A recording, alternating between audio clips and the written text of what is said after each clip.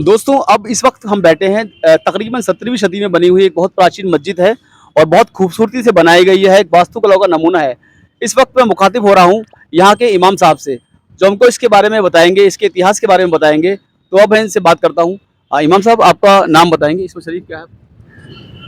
आपके दर्शकों को, देखने वालों को बहुत बहुत मुबारकबाद, और आपको भी।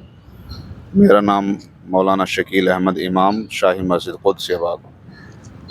इमाम साहब का नाम शकील साहब हैं ये, और यहाँ के शाही इमाम हैं इस मस्जिद के। और अब ये इस मस्जिद के इतिहास के बारे में हमको बताएंगे। इमाम साहब बताइए, मस्जिद का क्या इतिहास है, क्या इसके मतलब बारे में क्या है, आपको पता, बताएं। ये मस्जिद मोहम्मद शाह रंगीला की जो बीवी थी कुद्सिया, उन्होंने ये 1742 में ये मस्जिद यहाँ बनवाई थी नमाज के लिए। और इस मस्जिद में 1742 में ये मस्जिद यहाँ बनी हुई है। पाँचों वक्त की नमाज उस वक्त से यहाँ होती चली आ रही है, और बड़ी दूर दराज से यहाँ लोग नमाज अदा करने यहाँ आते हैं। जैसा कि आपने देखा कि बस अड्डा बहुत नज़दीक है, यहाँ सफ़र करने वाले हज़ारों लोग दिन और रात में रहते हैं। तो जो नमाज का शौक़ और ज़ौक़ रखते हैं, उन लोगों का अक़ीदा है कि यहाँ मस्जिद के अंदर जिन और फ़रिश्तों की आवाजाही रहती है।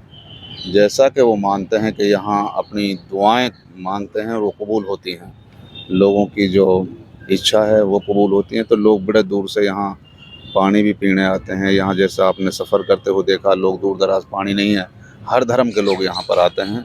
जैसे सफ़र करते हैं, हमारे यहाँ टॉयलेट हैं, वो भी इस्तेमाल करते हैं। हम किसी को मना नहीं करते, चाहे वो किसी भी मज़हब का मानने वाला हो।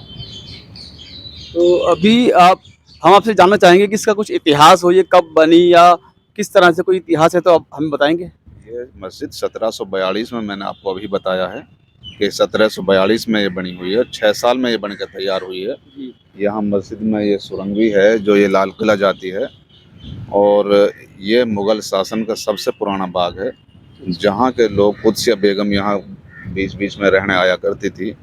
मोहम्मद शाह रंगीला था जो, वो भी यहाँ आया करते थे। अहमद शाह रंगीला ने इनको बहुत ही खूबसूरती से यहाँ दुनिया से पेड़ मंगवाए और यहाँ लगवाए। हमने बुज़ुर्गों से सुना है, यहाँ कोई जब आ जाता था तो भूखा नहीं रहता था। तो यहाँ हर तरीके के फल थे। अब कुछ हिस्सा जो पार्क में चला गया है, मस्जिद की महदूद जो दीवारें बना दी गई हैं, ऐसा ही जो क्या नाम है, रेख देख में हम यहाँ नमाज अदा करते हैं। कोर्ट की कानून भी इजाज़त देता है हमें, वो फ़ैसला हो चुका है नमाज के लिए। तो लोग यहाँ पे ऐसा ही अपने तरीके से वक्त वक्त पे काम कराता रहता है। हम नमाज अदा कराते हैं, जो हमारी ज़िम्मेदारी है वहाँ यहाँ पूरी हो रही है। तो अभी इमाम साहब ने जैसा कि हमें बताया कि ये बहुत प्राचीन मस्जिद है और प्राचीन काल से ही, उस वक्त से ही अभी भी यहाँ पर लगातार नमाज होती है, पाँचों वक्त की नमाज होती है। इमाम साहब नमाज अदा कराते हैं यहाँ पर। और यहाँ पर कहते हैं कि जिन्नात का बसेरा है और जो लोगों की इच्छाएं, जायज़ मुरादें पूरी करते हैं। और कहते हैं कि इस मस्जिद के अंदर एक सुरंग है जो कि लाल किले से मिल रही है, और कहा जाता है कि उसी सुरंग के माध्यम से बादशाह यहाँ पर नमाज पढ़ने आया करते थे, ताकि बाहर के लोगों को जब बादशाह की सवारी आती है तो कोई तकलीफ ना हो। तो अभी हम इस मस्जिद के बारे में और आपको दिखाते हैं और चलते हैं, आइए दीदार कराते हैं इस मस्जिद के अंदर बनी हुई अन्य चीज़ों की।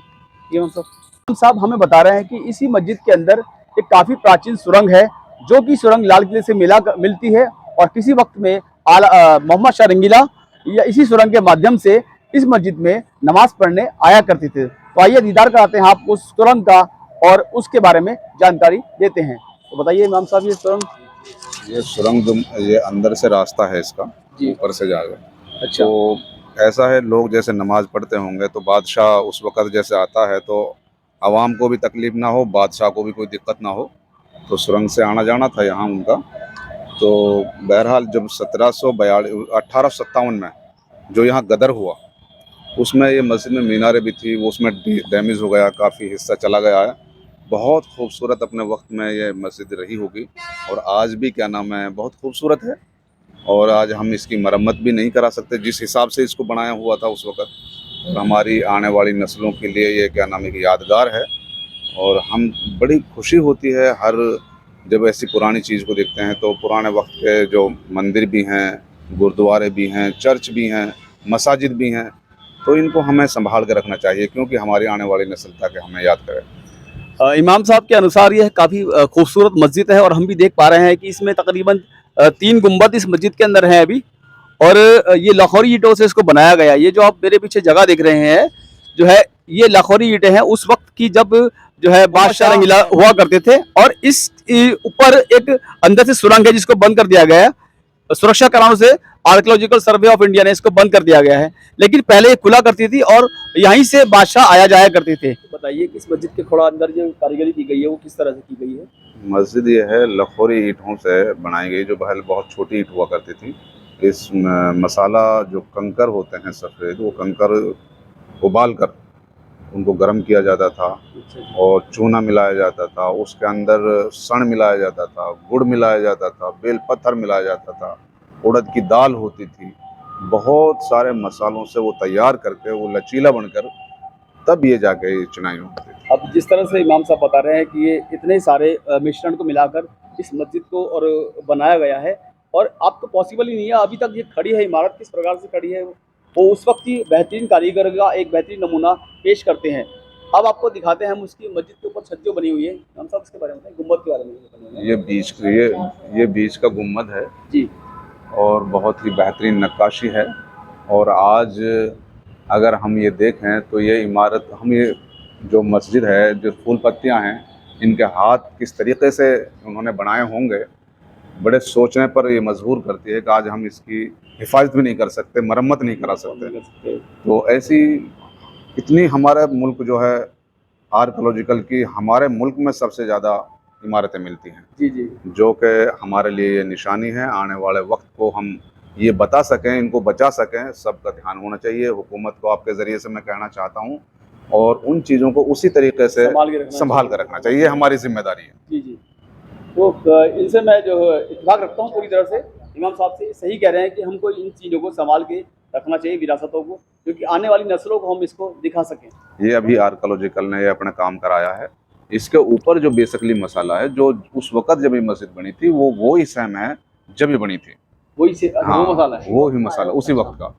ये जो है नीचे वक्त वक्त पे आसार कदीमा जो आर्कियोलॉजिकल सर्वे ऑफ इंडिया वो देखता है, काम करता है, जैसी जैसी ज़रूरत होती है। बहुत अच्छी खूबसूरत, हाँ, उनका जिम्मेदारी बनती है, हम उनको बताते हैं कि भाई ये वो ज़रूरत है तो वो करा देते हैं काम। अब इमाम साहब ये जरा बताएंगे इस जगह के बारे में। तो ये गुम्बद हो गया, एक इसके नीचे लोग है, एक दूसरा गुम्बद हो गया। नहीं पता है जो अन्य धर्मों की। जी जी, जी, जी। ये जो मेरे हिंदू भाई यहाँ हमें देख रहे हैं, ये जो नमाज की इमाम की जगह है। यहाँ इमाम साहब खड़े होते हैं, ये मेंबर है जो मज़हब के बारे में बताया जाता है उनको। यहाँ लोग लाइन लगाकर नमाज अदा करते हैं और बड़ी तादाद में लोग सफ़र करते हैं, जो वो आते हैं यहाँ ऑटो चलाने वाले आते हैं, टैक्सी चलाने वाले यहाँ आते हैं, सफ़र करने वाले यहाँ आते हैं, अपनी पर्सनल गाड़ियों से आते हैं, और जिन पे मोटरसाइकिल या स्कूटी जैसी भी जो सुविधा होती है, पैदल भी होते हैं लोग, नमाज़ पढ़ने दूर दराज से लोग आते हैं। जैसा कि आपने देखा होगा जमुना बाज़ार जो मंदिर है, दूर दराज से लोग आते हैं, उसे मानते हैं, लोगों के जज्बात जुड़े हुए हैं, लोगों की आस्था है। तो ऐसे ही इस मस्जिद से लोगों के जो जज्बात हैं, वो, अब ये भाई शब्बीर भाई हैं, ये लोनी से आते हैं, तो नमाज अक्सर बेशतर यहाँ ही पढ़ते हैं। ऐसे ही हज़ारों बहुत सारे लोग आपको जुमे के दिन आएंगे आप, तो यहाँ मेरे ख्याल से 800-1000 आदमी मिल जाएंगे आपको बाहर धूप में खड़े होकर। उनके जज्बा देखिए कि वो धूप में खड़े होकर भी 2 बजे नमाज अदा करते हैं, क्योंकि बहुत कम मस्जिद बची है इस तरह की। मैं समझता हूँ कि लोग अपनी, जैसा कि लोगों का अकीदा और यकीन है कि फरिश्ते और जिन्नात मस्जिदों में आते हैं, और उन अकीदे को लेकर लोग अपनी दुआएं मांगते हैं, क्योंकि हमारी अल्लाह ताला सुनता है। तो वो लोग इस नियत की वजह से यहाँ ज़्यादातर आते हैं। और ऐसा पुराना दिल्ली में कहा जाता है, और जमुना पार जो जाफराबाद से लोग अक्सर जुमे के दिन यहीं का रुख करते हैं कि नमाज वहीं अदा करनी है। तो लोगों के जज्बात यहाँ से जुड़े हुए हैं, और लोगों की आस्था है, लोगों का रुझान है। और कुदसिया बाग मस्जिद, जब से मैं समझता हूँ, एक कुदसिया बेगम ने एक मस्जिद, सुनहरी मस्जिद बनवाई है, जो कि लाल किले के पास है। ठंडी सड़क है हाँ, वहाँ पर एक मस्जिद ये बनवाई है, जो कि दोनों आबाद हैं। और मसाजिद हैं जितनी आर्कियोलॉजिकल सर्वे ऑफ इंडिया ने। मैं तो ये गवर्नमेंट से कहना चाहता हूँ कि जिन जिन मज़ाहिब की जो जगह हैं, आपके जरिए से, आपके हवाले से ये लोग मेरी आवाम तक पहुँचे ये बात कि 100 साल पुरानी जो इमारत हो जाती है उसको आसार कदीमा अपने अंडर ले लेता है, जी। जिसको आर्कोलॉजिकल सर्वे ऑफ इंडिया कहा जाता है, पुरातत्व विभाग कहते हैं हिंदी में।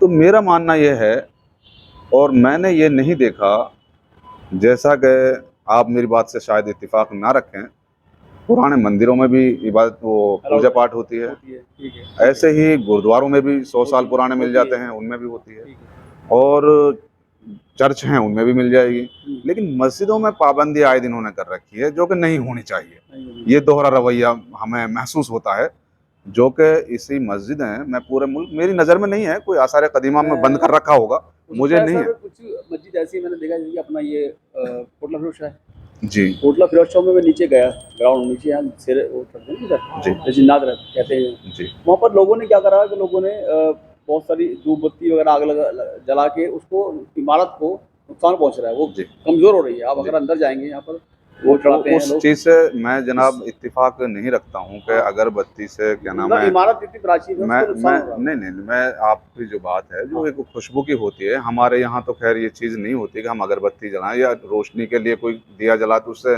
मैं नहीं समझता कोई नुकसान पहुँचता है। लेकिन आप जो इबादत की बात कर रहा हूँ मैं यहाँ पर, जो मस्जिद हैं इबादत के लिए बनाई गई हैं उस वक़्त से, और आप पर्सनल प्रॉपर्टी है आपकी, आप वक़्फ़ कर सकते हैं आवाम के लिए कि भाई इसमें मंदिर बनेगा या मस्जिद बनेगी, वो तो आपकी अपनी इच्छा है। तो अगर जो जिस चीज़ लिए जिस बनाई गई है, मेरा आपके ज़रिए से ये कहना है कि लोगों को ये बताया जाए कि महल नहीं है, और मस्जिदों की जो जूते समेत, आप पुराने किले चले जाइए, आप पुराने किले के अंदर उसमें जूते समेत लोग घूम रहे हैं, गलत काम हो रहा है। ऐसे सफदरजंग में चले जाइए आप, वो हमारी बहन बेटियां हैं। मैं ये नहीं कह रहा कि वो अच्छा यानी क्या नाम है गलत है, यानी उनको भी बेचारियों को सलाहियत, बच्चों में तहजीब बतानी चाहिए हमें, वो नई नस्ल है। तो ऐसी जो चीज़ें हैं, मंदिर हैं, उनकी भी हमारे इज्जत करने का हमारा फ़र्ज़ है, करना चाहिए, उनका एहतराम करना चाहिए। ऐसे ही मस्जिदों का करना चाहिए, ऐसे चर्च का करना चाहिए, ऐसे ही गुरुद्वारों का करना चाहिए। तो मैं ये समझता हूँ कि जो मसाजिदें बंद कर रखी हैं, मैं आपके ज़रिए से कह रहा हूँ, हुकूमत इस बात पर ध्यान दे। उन चीज़ों कहना है कि जो मस्जिदें बंद हैं, हुकूमत इस पे ध्यान दे और आवाम के लिए वो मस्जिद नमाज के लिए खोल दी जाए, वही चाहते हैं। तो हम भी चाहते हैं माशाल्लाह इसमें तो इसमें हो रही नमाज, ऐसा अपने तरीके से करे। हम ये नहीं चाहते कि उनको क्या नाम है एक आदमी के हवाले कर दे, हम ये चाहते हैं तो सारी कौम की है, सारी पब्लिक की है, देख के आए हमारे, ताकि लोग बाहर से आए तो अच्छा लगे जी, उसमें कोई बदलाव ना हो, उसको उसी तरीके से गवर्नमेंट संभाल के रखे, और उसमें जो इबादत की जगह है उनको खोल दिया जाए। इमाम साहब से आपसे बात करके हमें बहुत अच्छा लगा और बहुत जानकारी इन्होंने हमें दी, और हम चाहेंगे सरकार तक और अन्य लोगों तक, जनता तक इनकी बात पहुँचाएँ और कुछ अच्छा हो सके सबके बीच। तो इसके बाद से मैं अपनी बात को अपने चैनल को समाप्त करता हूँ। शुक्रिया, बहुत बहुत शुक्रिया आपका, आपसे मिलने का आपने क्या नाम टाइम दिया उसके लिए बहुत शुक्रिया, जज़ाकल्लाह।